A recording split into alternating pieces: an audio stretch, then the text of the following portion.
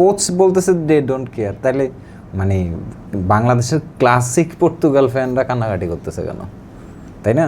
হ্যাঁ, তাদের সাথে তো আনফেয়ার কিছু হয় নাই। তাদেরকে কে বলছে যে ইয়ার সাথে ডিআর কঙ্গোর সাথে যাই ড্র করতে? গ্রুপ চ্যাম্পিয়ন হলে তো তোমার আর্জেন্টিনার মতোই পাত হয়ে, আর্জেন্টিনার আগে তোমার আর কাউরে ফেস করা লাগতেছে না, তাই না?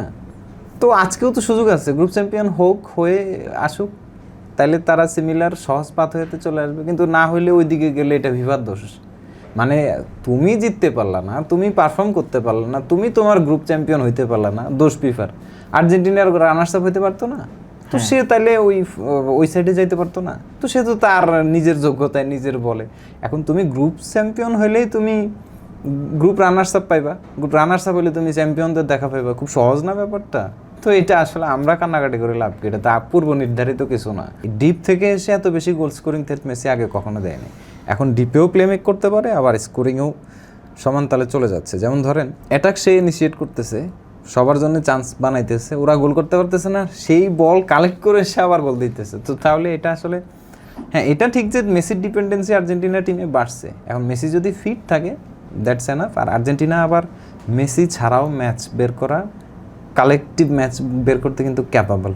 তাদের স্কোয়াড ডেপথ এবং অনুযায়ী আছে। হয়তো মানসিকভাবে কিছুটা পিছায় পড়তে পারে যে মেসি নাই। Cool body spray, long lasting fragrance. দেখা যাচ্ছে বিশ্বকাপে আর্জেন্টিনা কোয়ার্টার ফাইনালের আগে তুলনামূলক ওই রকম শক্তিশালী দল পাচ্ছে না। মানুষও বলা বলি করছে ফিফা আর্জেন্টিনাকে সহজ পথে রাখছে। এটা কি সত্যি? এটা কোন যুক্তিতে সত্যি হইতে পারে? দেখেন, ফিফার যেই পট ড্রগুলো হয় সেটা তো আগে একটা পাথ হয়ে নির্ধারণ করা হয়, বা সেখানে মানে লটারি হয়। তো সেখানে তো কারো হাত নাই। আর্জেন্টিনা যে গ্রুপে পড়বে এটা তো আসলে ফিক্সড না, তাই না? এরপরে তার সাথে প্রতিপক্ষ কারা পাবে এটাও ফিক্সড না। এরপরে ধরেন পর্তুগাল কে গ্রুপে আসবে বাইয়া। এখন আর্জেন্টিনা সহজ, পর্তুগালের জন্য কঠিন হয়ে গেছে। পর্তুগালের কোচ যেখানে বলতেছে যদি আপনাকে চ্যাম্পিয়ন হইতে হয় তাহলে মানে কঠিন আর সহজ নাই, সবাইকে হারায়াই চ্যাম্পিয়ন হইতে হবে। So they don't care. Coach বলতেছে দে ডোন্ট কেয়ার, তাইলে মানে বাংলাদেশের ক্লাসিক পর্তুগাল ফ্যানরা কান্নাকাটি করতেছে কেন? তাই না? হ্যাঁ, তাদের সাথে তো আনফেয়ার কিছু হয় নাই। তাদেরকে কে বলছে যে ইয়ার সাথে ডিআর কঙ্গোর সাথে যাই ড্র করতে? গ্রুপ চ্যাম্পিয়ন হলে তো তোমার আর্জেন্টিনার মতোই পাত হয়ে, আর্জেন্টিনার আগে তোমার আর কাউরে ফেস করা লাগতেছে না, তাই না? তো আজকেও তো সুযোগ আছে, গ্রুপ চ্যাম্পিয়ন হোক, হয়ে আসুক, তাইলে তারা সিমিলার সহজ পাত হয়েতে চলে আসবে। কিন্তু না হইলে ওই দিকে গেলে এটা বিবাদ দোষ। মানে তুমি জিততে পারলা না, তুমি পারফর্ম করতে পারলা না, তুমি তোমার গ্রুপ চ্যাম্পিয়ন হইতে পারলা না, দোষ ফিফার। আর্জেন্টিনার রানার্স আপ হইতে পারতো না, তো সে তাইলে ওই সাইডে যাইতে পারতো না? তো সে তো তার নিজের যোগ্যতায় নিজের বলে। এখন তুমি গ্রুপ চ্যাম্পিয়ন হইলেই তুমি গ্রুপ রানার্স আপ পাইবা, গ্রুপ রানার্স আপ হইলে তুমি চ্যাম্পিয়নদের দেখা পাইবা। খুব সহজ না ব্যাপারটা? তো এটা আসলে আমরা কান্নাকাটি করে লাভ কি? এটা তো পূর্ব নির্ধারিত কিছু না। আমরা কি এই 3-4 দিন আগেও বলতে পারতাম যে রাউন্ড অফ 32-তে কার সাথে কে পড়বে? এবং অনেক গ্রুপের তো সমীকরণ উল্টাপাল্টা হয়ে গেছে। উরুগুয়ে বাদ যাবে, এটা কি আমরা চিন্তা করছি? আমরা তো রাউন্ড 32-তে আর্জেন্টিনার স্ট্রঙ্গার অপোনেন্ট উরুগুয়েকে রাখছি। এখন উরুগুয়ে না আসতে পারলে সেটা কার দোষ?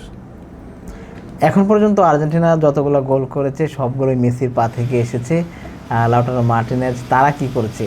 মেসি সবগুলো গোল করছে, এর পিছনে কি কোনো স্ট্র্যাটেজি আছে? এটা আসলে একটা ফরচুনেট ব্যাপার। ধরেন মেসি প্লেমেক করছে, বেশিরভাগ ডিপেই খেলছে, আসলে এত বেশি গোল তার পাওয়ার কথা না। কিন্তু MLS-এ সে প্র্যাকটিস গ্রাউন্ড বানায় নিছে ইন্টার মায়ামিকে। আর ওই জিনিসটাই হচ্ছে তার এই গোলের আরও কাছাকাছি নিয়ে আসে। মেসি এত বেশি গোল স্কোরিং থ্রেট মনে হয় ক্যারিয়ারে 91 গোলের সময় তো ফরওয়ার্ডে খেলতো। এই ডিপ থেকে এসে এত বেশি গোল স্কোরিং থ্রেট মেসি আগে কখনো দেয়নি। এখন ডিপেও প্লেমেক করতে পারে, আবার স্কোরিংয়েও সমান তালে চলে যাচ্ছে। যেমন ধরেন অ্যাটাক সে ইনিশিয়েট করতেছে, সবার জন্য চান্স বানাইতেছে, ওরা গোল করতে পারতেছে না, সেই বল কালেক্ট করে সে আবার গোল দিতেছে। তো তাহলে এটা আসলে, হ্যাঁ এটা ঠিক যে মেসির ডিপেন্ডেন্সি আর্জেন্টিনা টিমে বাড়ছে। এখন মেসি যদি ফিট থাকে দ্যাটস এনাফ। আর আর্জেন্টিনা আবার মেসি ছাড়াও ম্যাচ বের করা, কালেকটিভ ম্যাচ বের করতে কিন্তু ক্যাপাবল। তাদের স্কোয়াড ডেপথ এবং অনুযায়ী আছে। হয়তো মানসিকভাবে কিছুটা পিছায় পড়তে পারে যে মেসি নাই। টুর্নামেন্টের সামনের দিকে বিশেষ করে সেমিফাইনাল, ফাইনালের মতো ম্যাচে মেসিকে না পাওয়াটা হচ্ছে গিয়ে ম্যাটার করবে। বাট এই টাইপের ম্যাচে, ফাইনালের মতো ম্যাচে মেসি যদি 30 মিনিট খেলেও উঠে যায়, তাও বাকি ম্যাচ সামলে দেওয়ার মতো স্কোয়াড আর্জেন্টিনার আছে। আচ্ছা, হ্যাঁ, এখন পর্যন্ত আর্জেন্টিনার তো 2টা ম্যাচ দেখলেন। আপনার চোখে কি এমন কোনো দুর্বলতা পড়েছে যেটা সামনের ম্যাচগুলোতে যদি পূরণ না করে তাহলে বিপদে পড়তে পারে আর্জেন্টিনা? দুর্বলতা বলতে এরিয়াল, মানে বিশেষ করে লিসান্দ্রো মার্টিনেজের হাইটের একটু প্রবলেম আছে। লম্বা অপোনেন্টগুলো হচ্ছে ওই জায়গাটাতে লং বল ট্রাই করতেছে, তবে ওই দুর্বলতাটা মেদিনা কাভার করছে এসে। তো এখন দেখা যাচ্ছে যদি সামহাও মেদিনা অনেক বেশি ওভারল্যাপড উপরে হাইপে থেকে যায়, মিডফিল্ড থেকে সেকেন্ড বল কালেক্ট হয়ে যদি আর্জেন্টিনা এরিয়াল অ্যাটাক খায়, সেক্ষেত্রে গোল খাইতে পারে। এইটুকু দুর্বলতা আছে। বাকি তাদের defensive system, set piece depending others, এগুলো খুবই কালেকটিভ, মানে এখান থেকে খুব ইজিলি গোল খেয়ে যাবে, গোল খাইতে পারে, দ্যাটস ফুটবল, এটা হইতেই পারে, বাট ইজিলি গোল খেয়ে যাবে এরকম না। বা ডিফেন্সিভ এরর বা ইয়া থেকে ওরা খুবই স্ট্রাকচার্ড, এরর থেকে গোল খাবে এটা খুবই মানে আশ্চর্যজনক হবে আর কি। বাট তাদের যেই প্যাটার্ন, সেই প্যাটার্নে আসলে গোল কম খাওয়াটাও একটা ইয়া থাকে। ওরা হয়তো কিছু কিছু ম্যাচ আছে অনেক বেশি স্কোর করবে না, 1-0 ম্যাচ জিতে যাবে, বা 0-0 ফুল টাইম শেষ হয়ে এক্সট্রা টাইমে যাবে, শুট আউটে যাবে। ওরা হয়তো ভেঙে চুরে আপনার সাথে অনেক বড় টিমের সাথে হয়তো ওভাবে জিতবে না, কিন্তু কালেকটিভলি ম্যাচ ক্যারি করে নিয়ে যাওয়ার মতো স্ট্র্যাটেজি, স্ট্যামিনা এবং মেন্টাল স্ট্রেংথ, এই জিনিসগুলো তাদের আছে। ওকে, আপনার চোখে এবারের বিশ্বকাপে লজিক্যালি কোন টিম চ্যাম্পিয়ন হতে পারে? আমার টিমের লজিক্যাল চ্যাম্পিয়ন দুইটা, আর্জেন্টিনা আর ফ্রান্স।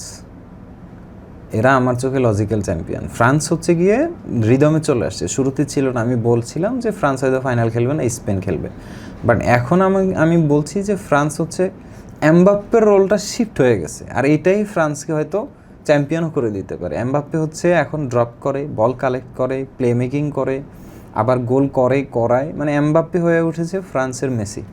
মানে এমবাপ্পে কেন্দ্রিক সিস্টেম, এবং তার সিস্টেমের আশেপাশে ফ্রি ফ্লোয়িং থাকতেছে ওলিসে, ডেম্বেলে, ডুয়ে। তো এই সিস্টেমটা হচ্ছে সুন্দর অপারেট করতেছে, এবং এদের ওই ক্যালিবার আছে ডেলিভার করার। এই কারণে, তবে হ্যাঁ, ফ্রান্সও কাউন্টারে আর কি কিন্তু কাউন্টার খাওয়া টিমের বিপক্ষে ফ্রান্স ওভার অ্যাটাক করবে না, নিজেরাই বরং ডিপ সিটিং বসে কাউন্টার অপেক্ষা করবে। আর France deep sitting mid block দেওয়ার মতো ফিজিক্যাল ডিফেন্স ফ্রান্সের আছে। সো স্ট্রাকচারাল ওয়েতে Argentina and France again finalist মনে হইতেছে, আর কারো এরকম গুছানোই মনে হচ্ছে না। এমনকি নট ইংল্যান্ড স্পেন হয়তো এরা সেমিফাইনালিস্ট, ব্রাজিল আবার ধরেন ফাইনালিস্ট হওয়ার মতো একটা স্ট্রেংথ নিয়ে আসতেছে। ব্রাজিলকে হাইপ দেয় নাই শুরুতে, টুর্নামেন্টে হাইপে আসে নাই, বাট ব্রাজিল খুব গোছানো হয়ে উঠেছে। জাপানকে যদি ওরা আসলে টপকে যেতে পারে, সামনের দিকে ব্রাজিল খুব বেশি আটকাবে না। বিফোর সেমি আর্জেন্টিনার সাথে দেখা হওয়ার আগ পর্যন্ত আসলে ব্রাজিল স্ট্রংলি টুর্নামেন্টে যাবে। So Argentina, Brazil, France, Spain top 4। হ্যাঁ, যদি ফ্রান্স এবং আর্জেন্টিনা ফাইনালে আসে, চ্যাম্পিয়ন হবে কে? এটা আসলে তখন আর নার্ভের খেলা হয়ে যাবে। এটা আসলে ট্যাকটিক্স, আদার্স, মানে এইসব ব্যাপার চেয়ে বেশি খেলা হয়ে যাবে নার্ভের, যে কারা লম্বা সময় নার্ভ রেখে পারফর্ম করতে পারবে, কারা সবচেয়ে বেশি ডিসাইসিভ থাকবে, সুযোগগুলো কাজে লাগাবে, মিস কারা কম করবে। এটা একদম ক্লিয়ার ফেভারিট বলা যাচ্ছে না, বাট পার্সেন্টেজ দিলে 57-43 এরকম। আর্জেন্টিনা 57। আর্জেন্টিনার পাল্লাটা একটু ভারী থাকবে, কারণ তারা প্রেশারলেস থাকবে। ফ্রান্স হচ্ছে একটা প্রতিশোধের আগুনে থাকবে, তারপরে মানে একটা পয়েন্ট প্রুভ করা থাকবে, বাট আর্জেন্টিনা থাকবে অনেক বেশি রিল্যাক্সড। আর এই জায়গাটাতেই হচ্ছে আর্জেন্টিনা মেন্টালি আগায় থাকবে। তো সেই জন্য আমি হালকা 7% অ্যাডভান্টেজ দিয়ে রাখলাম। আপনি ব্রাজিলের কথা বলছিলেন, লাস্ট ম্যাচে আমরা দেখেছি নেইমার মাঠে নেমেছিল এবং শেষ দিকে অল্প সময় খেলেছিল। তো পরের ম্যাচে নেইমার কি শুরুর একাদশে রাখবে আনচেলত্তি? অ্যাকচুয়ালি আমি জানি না, যদি জাপান টাইপ টিমকে আপনার হার্ট করতে হয়, তাহলে শুরু থেকেই অ্যাটলিস্ট মিডফিল্ডে 2-3 জন প্লেয়ারকে ড্রাগ করে স্পেস বানানোর মতো প্লেয়ার লাগবে। জাপান আপনাকে ইজিলি স্পেস দেবে না। পাকুয়েতা কখনো স্পেস জেনারেট করতে পারবে না। স্পেস জেনারেট করার মতো প্লেয়ার ব্রাজিলে হয় নেইমার, নয়তো ভিনিসিয়াসও ওই লেভেলের স্পেস জেনারেটর না। ভিনিসিয়াস হচ্ছে বিহাইন্ড দ্য বলের ফাস্ট রানার, ফাস্ট উইঙ্গার, সে সাপ্লাইয়ের জন্য আপই থাকবে। তাহলে খেলা জেনারেট করবে কি? ব্রুনো গুইমেরেস এবং নেইমারের একটা কম্বিনেশনে, ক্যাসিমিরো পিছনে গার্ড থাকবে, ব্রুনো গুইমেরেস এবং নেইমারের কম্বিনেশনে খুব সুন্দর প্লে মেকিং হইতে পারে, যেখানে নেইমার 2-3টা থ্রু বল বের করতে পারে, যেটা ফিনিশ করার জন্য রায়ান, কুনহা এবং ভিনিসিয়াস রেডি থাকবে। So if you want to beat Japan, আপনাকে নেইমার যদি ফিট থাকে, খেলানো ছাড়া বিকল্প নাই। নেইমার যেই লাস্ট সিচুয়েশনে আসছে, ওই সময় নেইমার অনেকগুলো চান্স ক্রিয়েট করছে, মানে যেগুলো আসলে মানে কনভার্ট করার মতো ব্যাপার তৈরি হয়ে যায়। কারণ নেইমার যতক্ষণ পারফর্ম করবে, নেইমারের 20 মিনিট সার্ভিস অনেক ইম্পর্টেন্ট।